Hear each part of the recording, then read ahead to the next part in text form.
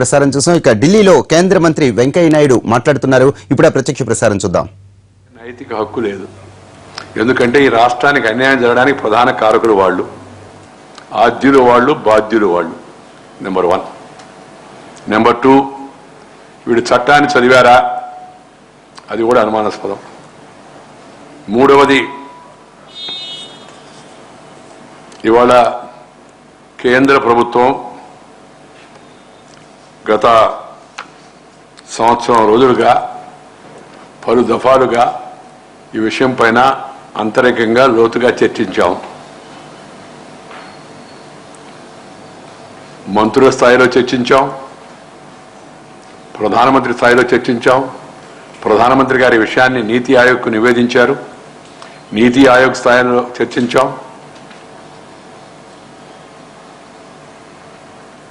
చర్చించిన తర్వాత ఆర్థిక మంత్రిత్వ శాఖ 14వ ఆర్థిక సంఘ సిఫారసులను పార్లమెంటు ఆమోదించిన దృష్ట్యా ఆ సిఫారసుల ప్రకారం రాష్ట్రాల మధ్య కొత్తగా వివక్షత చూపించే అవకాశం లేదు. నిధుల బదలాయింపులో కొండ ప్రాంతాలకు, సరిహద్దు ప్రాంతాలకు తప్పితే ఎవరికైతే రెవెన్యూ లోటు ఉంటుందో ఆ రెవెన్యూ లోటును మేమే భర్తీ చేస్తాము అని చెప్పి ఆర్థిక సంఘం స్పష్టంగా పేర్కొంది. ఆ రెవెన్యూ లోటు ఉండే రాష్ట్రాల్లో బెంగాల్ ఉంటుందని, ఒరిస్సా ఉంటుందని, ఆంధ్రప్రదేశ్ ఉంటుందని లెక్కలు కట్టి తేల్చి చెప్పింది. ఆ రెవెన్యూ లోటుని భర్తీ చేయాలే కానీ ప్రత్యేకంగా ఎవరికి హోదా ఇచ్చే అవకాశం లేదనేది చెప్పకనే చెప్పింది. ఆ విషయంలో, దాని విషయంలో ఆర్థిక సంఘం చెప్పిన సిఫారసులు బైండింగా అనే విషయం కూడా చర్చకు వచ్చింది. నేను కూడా చర్చించాను దాన్ని. ఒక్కసారి మీరు ఆమోదించిన తర్వాత మాకు ఇష్టం వచ్చినవి ఆమోదిస్తాం, ఇష్టం రాని ఆమోదించం అనే అవకాశం లేదు. 14వ ఆర్థిక సంఘ సిఫారసుల ప్రకారం కేంద్ర ప్రభుత్వానికి వచ్చే నిధులలో, దగ్గర ఉన్న నిధులలో 42% రాష్ట్రాలకు బదలాయించాలా, 5% మున్సిపాలిటీలకు బదలాయించాలా, 2% ప్రకృతి వైపరీత్యాలకు బదలాయించాలా, 0.5% న్యాయ వ్యవస్థకు బదలాయించాలా. దీన్ని అందరూ స్వాగతించారు, మహా సంతోషం వ్యక్తపరిచారు. దానిలోనే ఆ సిఫారసులన్నీ పార్లమెంటు ముందు పెట్టి పార్లమెంట్ కూడా ఆమోదించింది. అందువలన దీనికి ఇప్పుడు ప్రత్యేక హోదా ఇచ్చేటికి అవకాశం లేదు అనేది అంతిమంగా ఆర్థిక శాఖ వచ్చిన నిర్ణయం. దానిపైన ఇన్నిసార్లు తర్జన భర్జనలు జరిగాయి. నేను నిన్న మధ్యాహ్నం వరకు కూడా ఈ పరిశీలించండి వివిధ మార్గాలు ఏమిటి దీనికి అనే విషయం పైన నేను కూడా పట్టుబడుతూ ఉన్నాను. కానీ ప్రభుత్వం ఒకసారి నిర్ణయం తీసుకున్న తర్వాత ప్రభుత్వంలో అందరం కూడా సమిష్టి బాధ్యత ఉంది. సో ప్రభుత్వం తీసుకున్న నిర్ణయాలకు నేను కానీ మిగతా మంత్రులు అందరూ కూడా బాధ్యత వహించాల్సిన అవసరం ఉంది. నిర్ణయం వరకు మన అభిప్రాయం ఏమిటి, నిర్ణయం వచ్చిన తర్వాత నా వ్యక్తిగత అభిప్రాయం ఇది కానీ అని చెప్పేదానికి అవకాశం లేదు, చెప్పడం కూడా సరైనది కూడా కాదు. అందువలన ఇవాళ మరి ఆంధ్రప్రదేశ్కి విభజన సందర్భంగా అన్యాయం జరిగింది కదా, రెవెన్యూ లోటు ఉంది కదా, పరిశ్రమల కొరత ఉంది కదా, సంస్థల యొక్క కొరత ఉంది కదా, ఏంటి అనే విషయం చర్చించుకున్న తర్వాత కేంద్రం మొదటి రోజు నుంచి కూడా ఆంధ్రప్రదేశ్కు జరిగిన అన్యాయాన్ని సరిదిద్దడానికి, ఆంధ్రప్రదేశ్పై ప్రత్యేక దృష్టి పెట్టి ప్రత్యేక సహాయం అందించడానికి, ప్రత్యేక హోదా ఇవ్వకపోయినా ప్రత్యేక దృష్టి, ప్రత్యేక సహాయము, ప్రత్యేక వెసులుబాటు ఇచ్చేంటి విధానం పైన మొదటి రోజు నుంచే కేంద్ర ప్రభుత్వం దృష్టి పెట్టింది. తెలుగు ప్రజలకు నేను సవివరంగా మనవి చేస్తున్నాను, దయచేసి మొత్తం విషయాలన్నీ పూర్తిగా తెలుసుకునే ప్రయత్నం చేయండి. మొదటిది పోలవరం తెలుగు ప్రజలకు లైఫ్ లైన్, జీవనధార. ఈ విషయాన్ని గత ప్రభుత్వం విస్మరించి మాటలు చెప్పి చేతలకు దూరం అయిపోయింది. ఆ విషయాన్ని గుర్తించిన నేను చొరవ తీసుకొని పార్లమెంట్లో మాట్లాడి ప్రభుత్వంతో గట్టిగా పోట్లాడినప్పటికీ కూడా ఆ రోజు ప్రభుత్వం చట్టంలో పూర్తిగా దానికి స్పష్టత ఇవ్వలేదు. ఆర్డినెన్స్ తెస్తా అని చెప్పి ఇవ్వరా. ఈ ప్రభుత్వం వచ్చిన వెంటనే మొదటి కేబినెట్ సమావేశంలో తెలంగాణలో ఉన్న 7 మండలాలను ఆంధ్రకు బదలాయించి, ఎందుకంటే డ్యామ్ కట్టారంటే మునిగిపోయే ప్రాంతాలు అవతల రాష్ట్రంలో ఉన్నప్పుడు వాళ్ళు ఒప్పుకోరు కాబట్టి అది వివాదం పడితే మళ్ళీ కోర్టు కట్టి వెళ్ళిపోతే ఇక సంవత్సరాలు జరుగుతున్న ఉద్దేశం దృష్టిలో పెట్టుకొని కేబినెట్ సమావేశంలో దాన్ని ఆమోదింపజేశాం. ఆ తర్వాత రాష్ట్రపతి గారిని వెళ్ళి స్వయంగా కలిసి ఆర్డినెన్స్ పై వారి సంతకాన్ని పొందగలిగాం.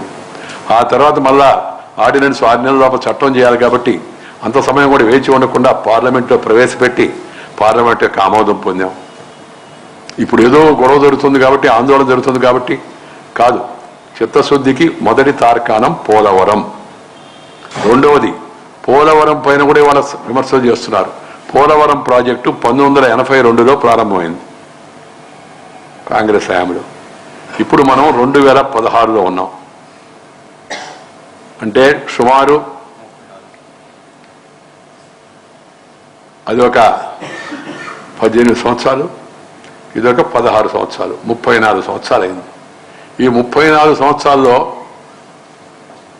3 ఏళ్లలోనే పూర్తి కావాలా ప్రాజెక్టు, సంవత్సరంలో పూర్తి కావాలా, పోలవరానికి అరాకొరేస్తున్నారు, విధులిచ్చారు అని మాడేవాళ్ళు అప్పుడు ఏం చేశారు? ఒకసారి దానికి సమాధానం చెప్పి మిగతా ఒకటి మాడొచ్చు. ఈ ప్రభుత్వం 2 సంవత్సరాల్లో 850 కోట్లు మంజూరు చేసింది, అడ్డంకులు తొలగించింది. ఇప్పుడు ఈ ప్రత్యేక హోదా విషయంలో సందిగ్ధత ఏర్పడబట్టి ప్రత్యేక దృష్టితో పెట్టుకొని ప్రత్యేక సహాయం అందించాలని పోలవరాన్ని కేంద్ర ప్రభుత్వ ప్రాజెక్టుగా గుర్తిస్తూ దానికి అయ్యే 100% ఖర్చుని కేంద్ర ప్రభుత్వం భరించాలని నిర్ణయించింది. నిన్న ఆర్థిక మంత్రి గారు ప్రకటించారు. దానికి చట్టబద్ధత కూడా కల్పిస్తారు.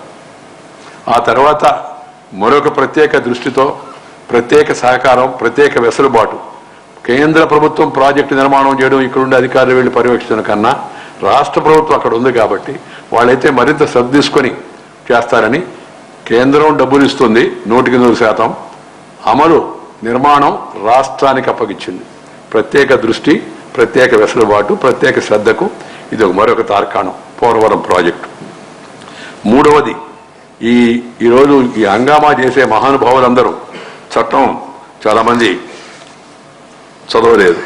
చట్టంలో ఏం పేర్కొన్నారంటే నీకు ప్రత్యేక హోదా ఇవ్వాలంటే అటవీ ప్రాంతం అయి ఉండాలి, కొండ ప్రాంతం, లేదా తక్కువ జనాభా ఉండి దాంట్లో ఎక్కువ మంది గిరిజనులు ఉండాలా.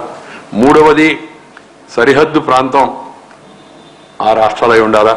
నాలుగవది వెనుకబడి ఉండాలి ఆ రాష్ట్రం, economic and infrastructure backwardness. Deficit వేరు, బ్యాక్వర్డ్నెస్ వేరు. డెఫిసిట్లో ఎస్, కానీ బ్యాక్వర్డ్నెస్ కింద ఆంధ్రప్రదేశ్ బ్యాక్వర్డ్ అంటే మరి ఒరిస్సా బ్యాక్వర్డ్ కాదా, లేదా బీహార్ బ్యాక్వర్డ్ కాదా, జార్ఖండ్ బ్యాక్వర్డ్ కాదా, ఛత్తీస్గఢ్ బ్యాక్వర్డ్ కాదా అని మనం వాళ్ళకి సమాధానం చెప్పలేం కదా. అందుకని అయితే మీకు తెలవదా ఈ విషయం అని ప్రశ్న అడగవచ్చు. అది సహజమైన ప్రశ్న, సహేతుకమైన ప్రశ్న. నాకు తెలిసే నేను ప్రత్యేక హోదా ఇవ్వమని అడిగాను ఆ రోజు. ఎందుకంటే ఈ ప్రత్యేక హోదా వస్తే కొన్ని మనకి కేంద్ర నిధులు బదలాయింపు వస్తుంది, దాంతోపాటు ఎక్కడైతే రెవెన్యూ లోటు ఉందో ఆ రెవెన్యూ లోటు తీరుతుందని. అదే ముఖ్య ఉద్దేశం. ఇవాళ కేంద్ర ప్రభుత్వం 14వ ఆర్థిక సంఘం చెప్పింది రెవెన్యూ లోటుని భర్తీ చేస్తున్నాము, దానికి 21,000 కోట్లు ఈ 5 ఏళ్లలో ఇస్తున్నామని చెప్పింది. మొదటి సంవత్సరం దానిపైన కేంద్రం రాష్ట్రం మధ్య కొంత సంఖ్యలో తేడా ఉంది, చర్చ జరుగుతుంది. కొంత ఇప్పటికే విడుదల చేశారు కూడా, మిగతాది విడుదల చేస్తారు, దాంట్లో వెనక్కిపోయే ప్రసక్తి లేదు. రెండవది కేవలం రెవెన్యూ లోటు పూర్తి అయిపోతే ఆంధ్రప్రదేశ్ సమస్య పరిష్కారం అవుద్దా? కాదు. ఎందుకంటే పరిశ్రమలు, విద్యా సంస్థలు, రక్షణ సంస్థలు ఇతరత్ర ఎక్కువ భాగం హైదరాబాద్ చుట్టూ ప్రాంతాల్లో కేంద్రీకృతమై ఉన్నాయి. వాటిని అక్కడి నుంచి మార్చాలని చెప్పి అనుకోవడం పొరపాటు. మార్చకూడదు. ఒక ప్రాంతంలో వాటిని ఇంకో ప్రాంతాన్ని మార్చడం అది వివేకవంతమైన చర్య కాదు, సాధ్యం కూడా కాదు ఇప్పుడు ఉన్నట్టుకి పోటాపోటీ రాజకీయాల్లో, ప్రాంతీయ దీంట్లో. సో దాన్ని దృష్టిలో పెట్టుకొని ఆంధ్రప్రదేశ్కి కొన్ని విద్యా సంస్థలు, కొన్ని ప్రాజెక్టులు, వైద్య సంస్థలు మంజూరు చేయాలని అప్పుడే నేను పట్టుబట్టాను. పట్టుబట్టిన తర్వాత నా పట్టుదల మీదట కొన్నిటిని చేర్చారు, అప్పుడు కొన్నిటిని చేర్చలేదు. ఆ చేర్చిన వాటిలో కూడా వాళ్ళు ఉపయోగించినట్టు యొక్క భాష అవుతుందో అది వాళ్ళ యొక్క చిత్తశుద్ధి ఎలాంటిదో దాన్ని ఒకసారి మనం అర్థం చేసుకుంటే సరిపోతుంది. ఏం చెప్పారంటే ఉదాహరణకు ఒకటి దగ్గర చూపిస్తాను మీకు. SAIL, Steel Authority of India Limited, shall examine within 6 months from the appointed date the feasibility of establishing an integrated steel plant in Khammam of Telangana, YSR district, Kadapa. Feasibility దీనికి పాత కాంగ్రెస్ హయాంలో ఒక చిన్న సూత్రం ఉంది. ఫైల్ ఏదన్నా వస్తే ఆ ఫైల్లో ముందు NOT అప్రూవ్డ్ అని రాసేవాడు, అంటే నాట్ అప్రూవ్డ్ అని. ఆ తర్వాత జరగాల్సిన పని జరిగితే దాని వెనక ఈ చేర్చేవాడట, నాట్కి పక్కన అంటే నోట్ అప్రూవ్డ్ అని. ఇదే తిరిగి ఉపయోగించారా అంటే తమ అధికారంలో వస్తే ఫీజిబిలిటీ లేదండి, ఏం చేద్దాం, మేము చెప్పాం కదా చేసామని అనవచ్చు, లేదనుకోండి ప్రభుత్వాన్ని నిందించవచ్చు అని చాలా దురాలోచనతో ఈ పదజాలను ఉపయోగించారు. లేదా ఏముంది, పెట్టాలని చెప్పేసి కదా, పెట్టాలని చెప్పేసి ఉండొచ్చు, లేదు కదా, ఓకే నేను కాదన్నా, ఫీజిబిలిటీ లేకుండా అంటే ప్రాజెక్ట్ వస్తుందని అడగొచ్చు, మీకు ఇంత అనుభవం ఉంది కదా, కాదన్ను. కానీ ఇవాళ 2 సంవత్సరాలు కూడా పూర్తి కాకముందే ప్రధానమంత్రి గడ్డి బొమ్మ దగ్గర పెట్టడం, నువ్వు అది ఇస్తానన్నావు, ఇది ఇస్తానన్నావు, ఇది ఇవ్వలేదు, అది ఇవ్వలేదని. సో అది పెట్టిన మహానుభావులే ఏం చెప్పారంటే, దాంట్లో ఏం చెప్పారంటే, ఈ central government shawl take all necessary measures as enumerated in the 13th schedule for the progress and sustainable development of the successive state of Andhra Pradesh states within a period of 10 years from the appointed date. అంటే ఈ రాష్ట్ర విభజన అధికారికంగా notification అయిన తేదీ నుంచి 10 సంవత్సరాల లోపల ఈ సంస్థలు పెట్టాలన్నది. ఏ సంస్థలు? ఈ అన్ని సంస్థలు. వాటంటో అన్నీ ఉన్నాయి. నేను ఇవి కొంతమందికి తెలుసు కాబట్టి అంత వివరంగా చదవను. ఒకటి IIT పెట్టాలా, NIT పెట్టాలా, AM పెట్టాలా, ESR పెట్టాలా, పెట్రోలియం యూనివర్సిటీ పెట్టాలా, అగ్రికల్చర్ యూనివర్సిటీ పెట్టాలా, IIIT పెట్టాలా, ఎయిమ్స్ లాంటి దాన్ని పెట్టాలా, ట్రైబల్ యూనివర్సిటీ పెట్టాలా, తర్వాత అక్కడి నుంచి ఇది ఫీజిబిలిటీ చూడాలి, జోగరాజపట్నం ఫీజిబిలిటీ చూడాలి, స్టీల్ ప్లాంట్, HPCL ఎక్స్పాన్షన్ చూడాలా, తర్వాత Vizag Chennai corridor feasibility study చేయాలి. వైజాగ్ చెన్నై కారిడార్ ఎవరు చేయాలి కాదు, the government of India within 6 months from the appointed examine the feasibility establishing a Vizag Chennai corridor along with Mumbai Delhi corridor. Inka alage within 6 months examine the feasibility of Visakhapatnam, Vijayawada, Tirupati airports to international standards. Examine అంటే exam కావచ్చు, pass కావచ్చు, fail కావచ్చు అని general meaning అనమాట. దాంట్లో తర్వాత Indian Railways shall within 6 months of the appointed date examine establishing a new railway zone in successor Andhra Pradesh. Railway zone అంతా అయిపోయినట్టుగా దాని మీద పెద్ద ఆందోళన.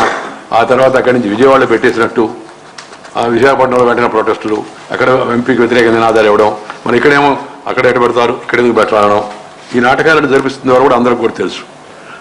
జెన్యున్ గా రైల్వే జోన్ కావాలని ఉద్యోగస్తులు కోరుతున్నారు, రైల్వే జోన్ కావాలని ప్రభుత్వం కూడా ఆలోచిస్తుంది. దానికి ఒక కమిటీ వేసింది. ఆ కమిటీ నివేదిక ముందు సానుకూలంగా రాలా, దాంట్లో కొన్ని ప్రశ్నలు లేవనెత్తారు.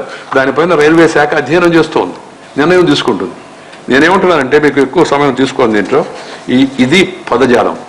సో 10 ఏళ్ల లోపల ఇవన్నీ కూడా 13వ షెడ్యూల్లో పేర్కొన్న వాటిని పూర్తి చేయాలని పేర్కొన్న ప్రబుద్ధులు ఇవాళ 2 సంవత్సరాలు 2.5 సంవత్సరాల లోపలే మీరు అది ఇవ్వలేదు, ఇది ఇవ్వలేదు, మడి చేసి చూపించారు, అది చేశారు, ఇది చేశారు విమర్శించడం ఎంతవరకు సహేతుకమో ప్రజలకు నేను విజ్ఞప్తి చేస్తున్నాను. ఎందుకు ఎంత వివరంగా చెప్తున్నానంటే, ఈ చట్టంలో పేర్కొన్న ప్రతి అంశాన్ని తూచా తప్పకుండా అమలు చేసే ప్రయత్నం చేస్తాము, సాధ్యాసాధ్యాలను పరిశీలిస్తాము.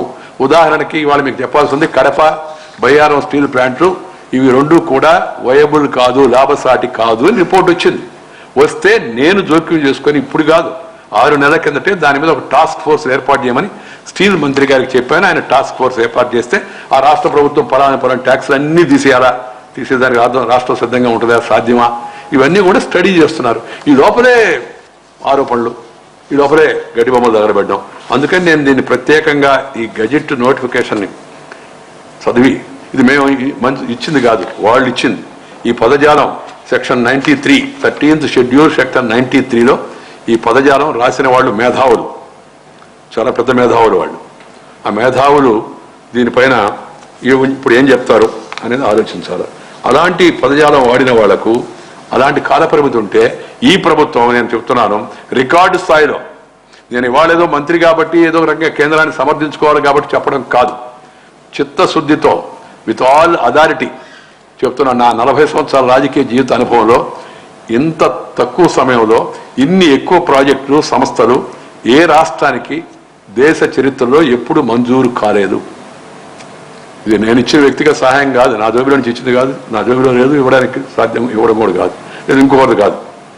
ఎందుకంటే అన్యాయం జరిగింది, ప్రజల అభిష్టానికి విరుద్ధంగా ఆ రోజు ఇది జరిగినప్పుడు మిగతా వాళ్ళు మౌన ప్రేక్షకులుగా ఉండిపోయారు.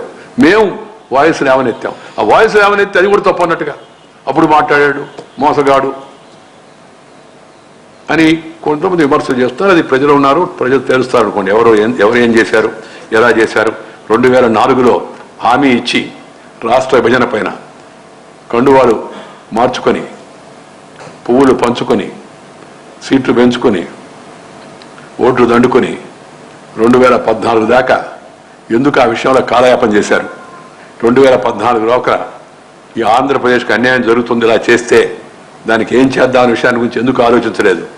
ఎందుకు Visakhapatnam airport, Tirupati airport, Rajahmundry airport, Vijayawada airport వీటినన్నిటిని ఎందుకు అప్గ్రేడ్ చేయలేదు, కొన్ని యూనివర్సిటీ అక్కడ ఎందుకు పెట్టలేదు అని అడిగితే ఏం సమాధానం చెప్తారు వీళ్ళు.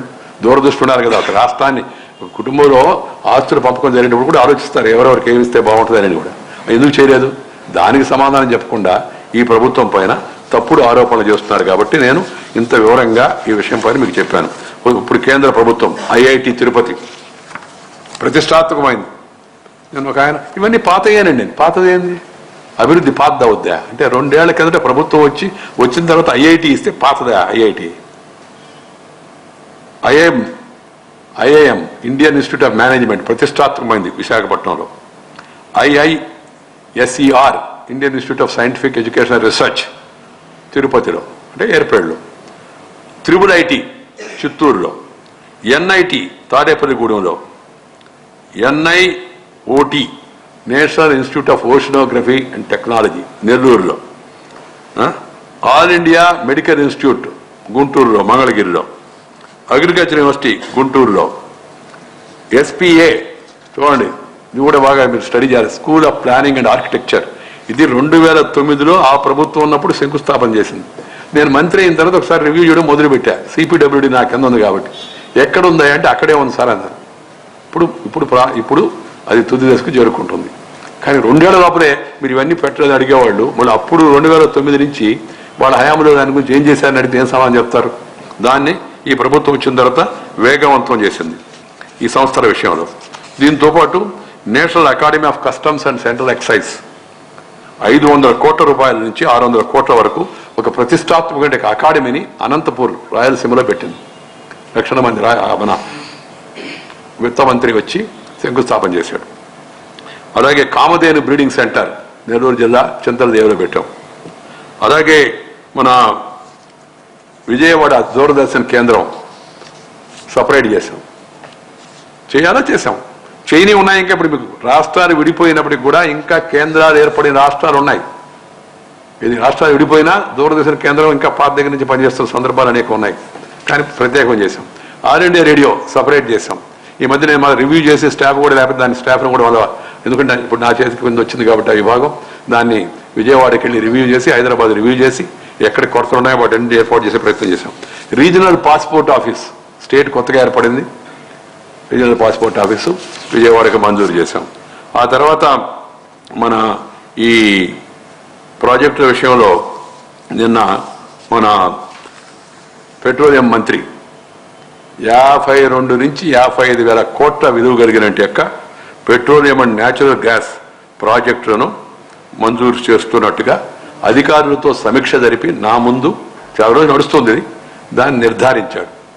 4 రోజుల లోపల పెట్రోలియం యూనివర్సిటీకి శంకుస్థాపన జరగబోతోంది. ఆ తర్వాత HPCL విస్తరణ జరగబోతోంది.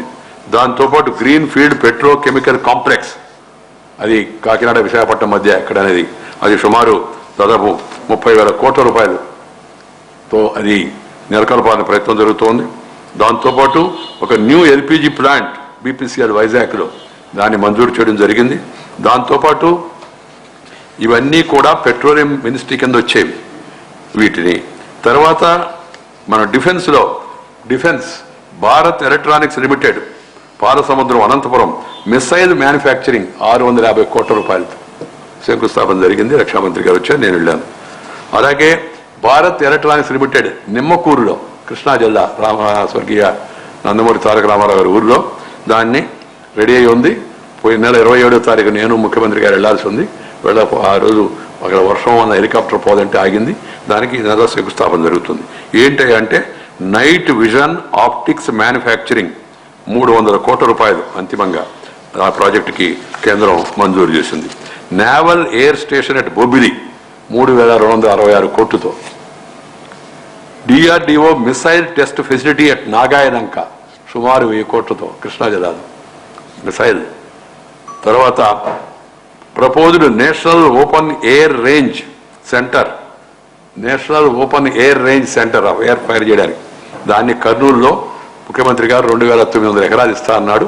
ఆ స్థల సేకరణ దాదాపు పూర్తవుతుంది. దాంట్లో 500 కోట్లతో అక్కడ ప్రాజెక్టు మంజూరు అవుతుంది. చిత్తూరు దేశ చరిత్రలో ఏ రాష్ట్రానికి ఇంత మేర సాయం అందలేదని చెప్పి వెంకయ్యనాయుడు తెలియజేశారు. అలానే హోదా ఇవ్వవద్దు అని 14వ ఆర్థిక సంఘం ఖచ్చితంగా సూచించబట్టే కేంద్రం ఇలాంటి నిర్ణయం తీసుకోవాల్సిందని, అలానే పోలవరం ఆంధ్రప్రదేశ్కు జీవధార దానికి అడ్డంకులు తొలగించి 100% నిధులు కేటాయించడం కూడా కేంద్ర ప్రభుత్వం చేసింది. ఇది కూడా గమనించాలని చెప్పి వెంకయ్యనాయుడు తెలియజేశారు. ఇప్పటివరకు ఆ ప్రెస్